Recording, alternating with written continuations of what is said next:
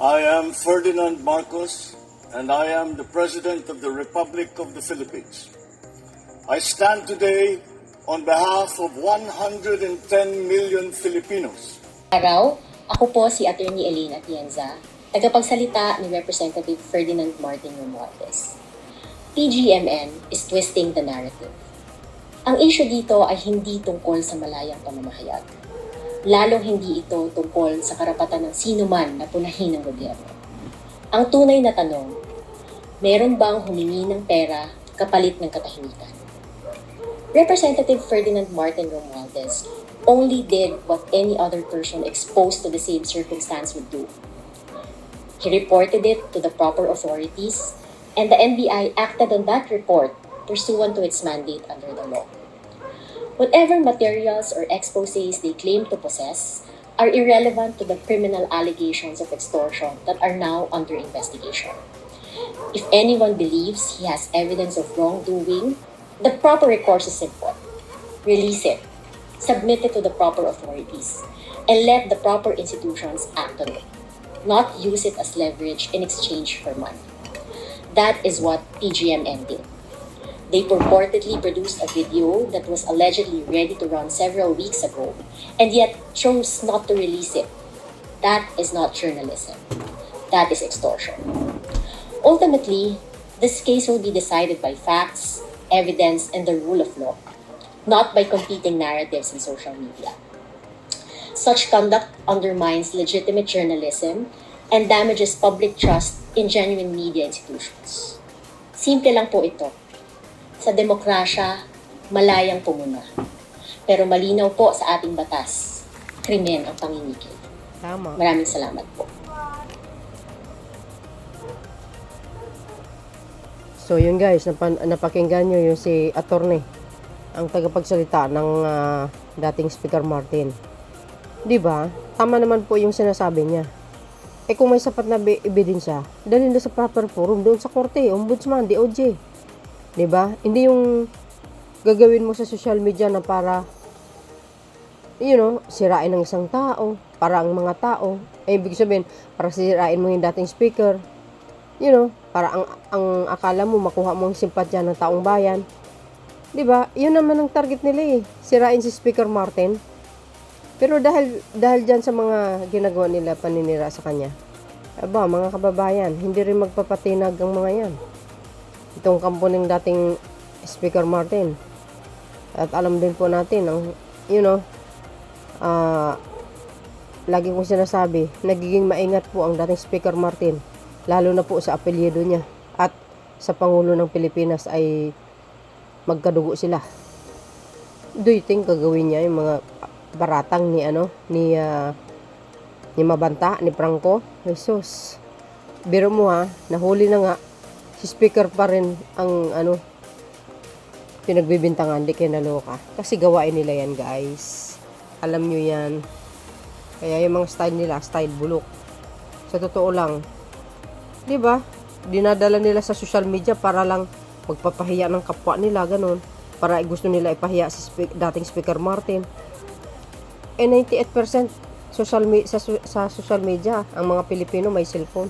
Kaya alam nila kung anong totoo. Except lang yung mga antay. Mga mga mahilig gumawa ng mga istorya Ito, basahin natin. Sabi dito, PGMA is twisting the narrative. Yes.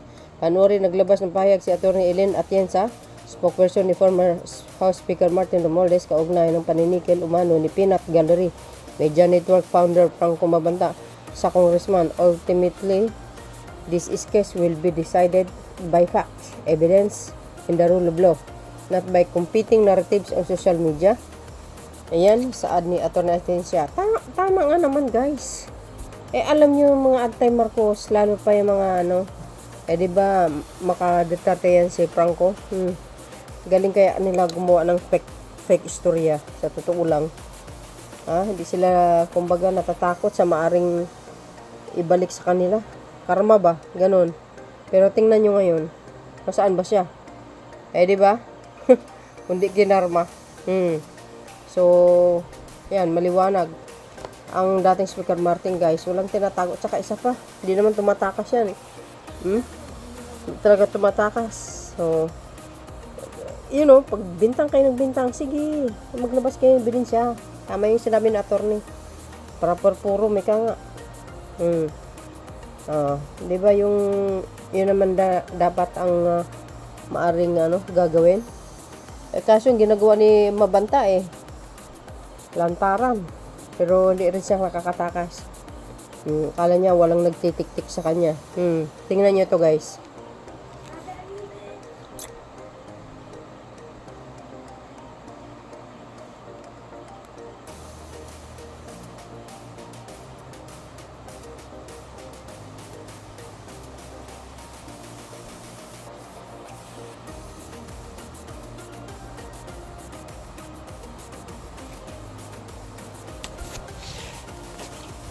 Nakita nyo yan? Yan ang actual. Napakipag-negotiate si Mabanta sa agent ng NBI. With, siyempre, full camera yata yan. Body full camera. Sabi dito, guys, ng DCRH. Ayan. Ayan, makikita sa surveillance footage na ito ng NBI Organized and Transitional Crime Division na nakausap ni Pinat. Media Gallery Network founder Franco Mabanta, ang undercover agent ng bureau sa isang hotel sa Makati. Goes. Ayan kasi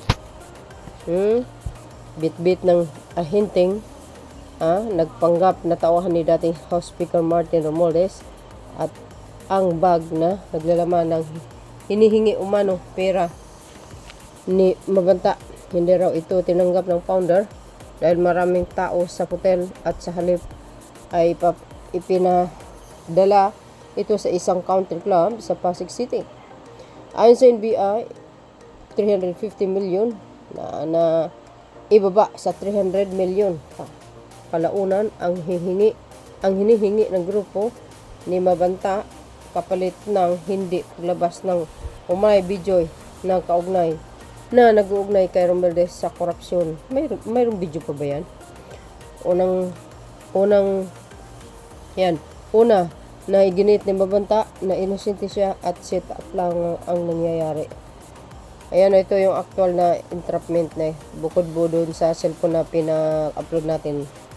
Ayan So nakita nyo si Mabanta habang nakipag-dealing sa NBI agent. Hindi niya pala, katapusan niya na pala yan. Ayan, kulong tuloy. Tapos ang sisi kay dating Speaker Martin, bakit? Ito sabi niya. Ito pa mga bes, ang sinabi ni NBI Director Matibag. Sa sinasabi ni Mabanta na sit up lang daw. Alam nyo naman guys, sa mga ganyang klaseng alibay, di ba pag nahuli ka, nakot in the act ka, siyempre, maraming mga alibay yan. Tudo din na yan. Kasi wala na nasa kuti na 'di ba? Lahat ibibintang kay Speaker Martin. Ayan, wala nang bukang bibig kung di yung dating speaker. Talagang style nila yan. Idinidiin nila. Pero tingnan natin kung hanggang saan ang kaya nila sa pagbibintang sa dating speaker. Sabi, 'di ba? Hindi natatalo ang gumawa ng kabutihan kaysa gumawa ng kasamaan. 'Di ba? Hindi ika nga 'di ba? May kasabihan, hindi mananalo ang gumawa ng kasamaan kaysa gumawa ng kabutihan. 'Di ba? Sabi po dito ng DCRH News na sinasabi ni Franco Mabanta. Ayan 'di ba? Na sit up lang daw. At ito yung sinabi ni NBI Director, kumpleto ang ebidensya. Binabola na ni NBI Director Attorney Melvin Matibag ang pahayag ng founder ng online media network ng Peanut Gallery Media Network, which is ang PGMN, na si Franco Mabanta na sit up lamang ang isinagawang entrapment operasyon laban sa kanila kahapon May 6. Ayon kay Matibag, mahirap paniwalaan ang naturang aligasyon dahil sobra-sobra na anya ang kanilang ebidensya. Ayun naman talaga Siyempre, mga kababayan, itong mga grupo ni itong mga salot na ito. Alam nyo kung saan nabibilang si Mabanta, di ba? Kasi gagaslight nila yan. Ika nga, ang gagawin nila dyan, gagawa sila ng kwento. Sabihin, inosente raw si ano, sabi ni Mabanta, inosente raw siya. Sus Maria Josep. Ganon. Kumbaga lulukuhin mo pa ang NBI. Magaling sa mga ano yan, sa mga teknika. Di ba? Ika nga, lulukuhin mo pa ang NBI. Magagaling ang mga yan sa mga klaseng pamamaraan. Paano ka ma-entrap or masakute. Sinagawa ang pag-aresto kay Mabanta matapos umano silang mangikil kay dating House Speaker Martin Romualdez na 350 million kapalit ang hindi paglabas na umano'y video nito na nag-uugnay sa kanya sa anomalyang flood control. Ang tanong, mayroon kayang video na sinasabi o yung video na yan gawa-gawa lang para naman sabihin maniwala ang taong bayan na totoo yung mga aligasyon nila kay dating Speaker Martin. Naku, mga kababayan, yan ang sinasabi nga natin. Pag dito sa mga side ng mga salot talaga, ay madali lang gumawa ng istoryahe talaga. Pero depende naman sa inyo yan kung maniwala kayo. Kaya sabi ko nga, mag-ingat sa mga pinapanood nyo. Kailangan sa mga credible source ang dapat nyo panoorin at titingnan nyo ang totoong kwento, di ba? Mahirap naman po yatang paniwalaan yun. Na sinasabing set up dahil kumpleto to po ang ating ebidensya. Yan po ang sinabi ni Director Melvin Matibag. Alam nyo, ito, taong ito guys, mula nung umupo talagang hindi mo makitaan talaga na walang ginagawa, kundi talagang gumagalaw siya, no? Ito ay dating kaalyado ni Digong, pero look at now, di ba? Kinuha siya ni PBBM kasi alam niya may malaki ang maitutulong ito sa bansa. Hindi po nagtatrabaho ito para sa sa Pangulo, kundi ito, niluklok lang ito dahil sa kanyang kakayahan at para sa mamayang Pilipino. Kaya ako, saludo tayo kay Director Matibag sa kanyang magandang adhikain at pagtatrabaho, performance niya. Di ba? Hindi lang yan, mga kababayan. Ito pa yung sinabi ni Mabanta. Tingnan nyo yung sinabi niya, sit up, sus Maria Josep. Ayan ang sinabi ni Mabanta. Iginiit ni Franco na sit up ang pag-aresto sa kanya at gusto silang patahimikin dahil sa planong paglabas nila ng expose sa mga korupsyon ni dating Speaker Martin Romualdez. Di kayo naloka. Yan lagi, di ba? Another teknika nila na yan. Kumbaga, another style bulok. Para sabihin, ididiin si dating Speaker Martin. Pero alam ko, yan. Nakita nyo? Puro si dating Speaker Martin ang dinidiin. Yan yung mga, nila guys, way nila para madiin ang dating Speaker. Pero ang tanong, kaya nila napabagsikin ang dating Speaker Martin? Well, let's see. Dahil hindi rin basta-basta itong pamilya na ito, mga kababayan. Lalaban yan hanggang dulo. Lalo na pag wala silang pagkakasala at kakampi nila ang katotohanan. Naku po, sinabi ko na naman uli. Dumadaan sa paghusga ang apelidong Romualdez at saka Marcos. Kaya let's see. Yan si Mabanta. DDS pa more. Sa pag-aresto kay Franco, Mabanta dahil sa umano'y paninikil kay Representative Romualdez. Sabi sa inyo binaliktad di ba? Na nangingikil. Ang akala nila kaya nilang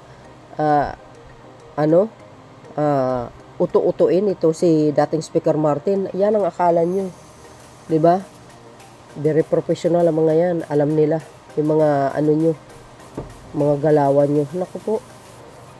Ayan Representative Martin Romualdez did this to silent us. Utot mo, Mabanta.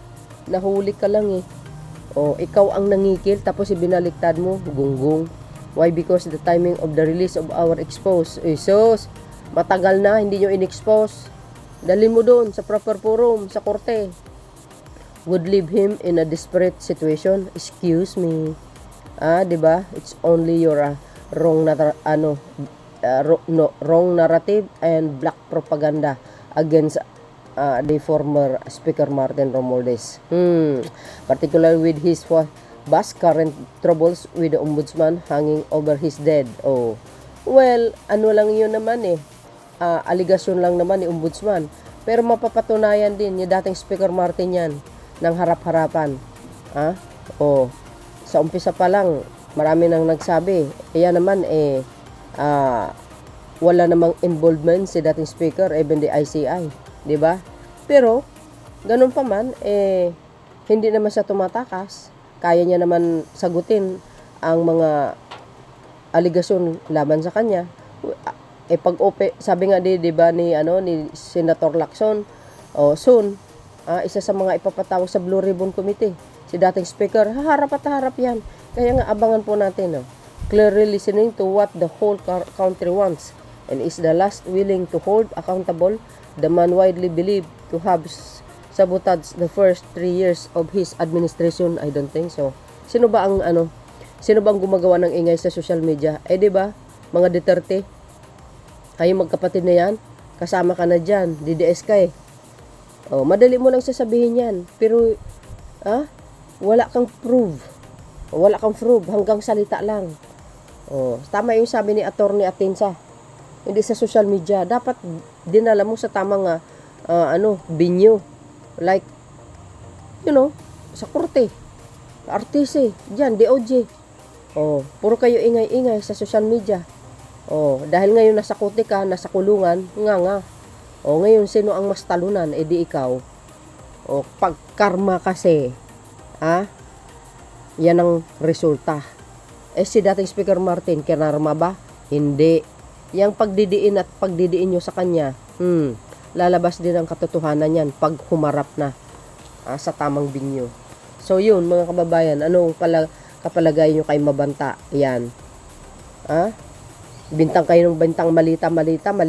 Kayo pala ang may malita. Sira ulo. 'Di ba? So yun mga kababayan, ang aking latest updates video. Thank you guys for watching. Follow me and like, hit the button para lagi kayong updates. Okay, bye and babus. God bless Philippines. There's more. Bye everyone.